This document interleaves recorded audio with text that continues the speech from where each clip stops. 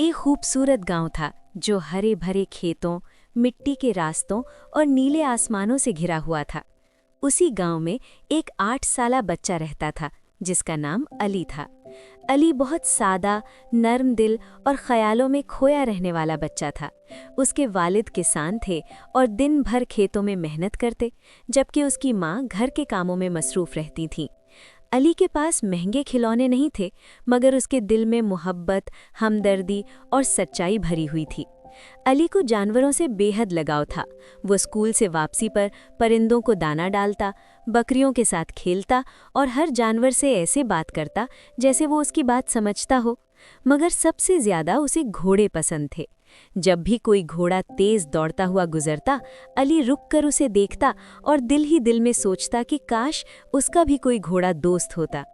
गांव के बाहर एक पुराना सा अस्तबल था जहां एक घोड़ा अकेला बंधा रहता था।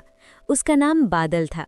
बादल कभी गांव का सबसे तेज और ताकतवर घोड़ा हुआ करता था। लोग उस पर फख्र करते थे, मगर एक दिन एक दौड़ के दौरान वो जख्मी हो गया। वक्त के साथ वो ठीक तो हो गया, मगर लोगों का एतमाद उससे उठ गया।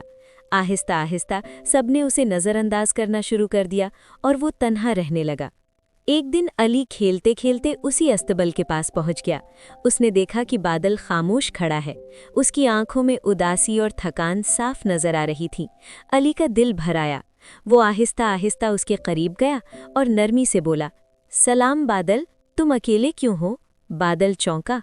उसे इंसानों से अच्छा तजुर्बा नहीं था, मगर इस बच्चे की आवाज़ में खुलूस था। अली ने उसके सर पर हाथ फेरा। बादल ने कोई मुज़ाहमत ना की। इसी दिन से अली रोज़ स्कूल के बाद बादल के पास आने लगा। वो उसके लिए ताज़ा घास लाता, पानी पिलाता और उससे अपनी दिन भर की बातें करता। अली बादल को बताता कि स्कूल में क्या हुआ, वो बड़ा होकर क्या बनना चाहता है, और ये भी कि वो खुद को कभी कभी कमज़ोर महसूस करता है। बादल खामोशी से सुनता, मगर उसकी आंखों में अब अकेलापन कम होने लगा था। कुछ ही दिनों में बादल अली को पहचानने लगा। जैसे ही अली आता, वो खुशी से हिनहिनाता। वक्त गुजरने के साथ दोनों की दोस्ती गहरी हो गई। अली ने महसूस किया कि बादल अब पहले से ज्यादा तवाना नजर आने लगा है। उसकी चाल में एतमाद और आंखों में चमक वापस आ रही थी। एक दिन गांव में ऐलान हुआ कि सालाना मेला लगने वाला है, जिसमें घोड़ों की बड़ी दौड़ भी होगी। पूरा गांव खुशी से भर गया। अली ने खुशी खुशी ये बात बादल को सुनाई, मगर फिर खामोश हो गया। उसके दिल में एक ख्वाहिश थी, मगर वो जानता था कि लोग बादल पर यकीन नहीं करेंगे। जब अली ने हिम्मत करके बादल का नाम दौड़ के लिए पेश किया, तो लोग हंस पड़े। ये घोड़ा तो पुराना है, ये नहीं जीत सकता। लोगों ने बातें बनाई। अली को बहुत दुख हुआ, मगर उसने हार नहीं मानी। उसने बादल से कहा, मुझे तुम पर यकीन है, चाहे कोई और ना करे। मेले से पहले कई दिनों तक अली ने बादल की देखभाल की। वो उसे आहिस्ता आहिस्ता दौड़ाता, उसके साथ चलता और हर दिन उसे हौसला देता। बादल को लगा जैसे कोई उस पर वाकई यकीन रखता है। उसका एतमाद वापस आने लगा।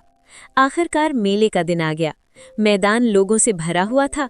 घोड़े कतार में खड़े थे। बादल भी वहां था।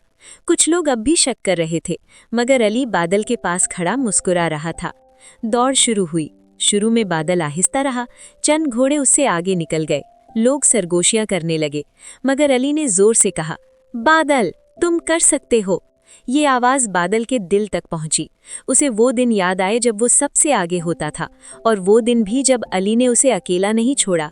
उसने अपनी पूरी ताकत जमा की और रफ्तार तेज कर दी। आहिस्ता आहिस्ता बादल ने एक एक घोड़े को पीछे छोड़ना शुरू कर दिया। मैदान में शोर मच गया। लोग हैरान रह गए।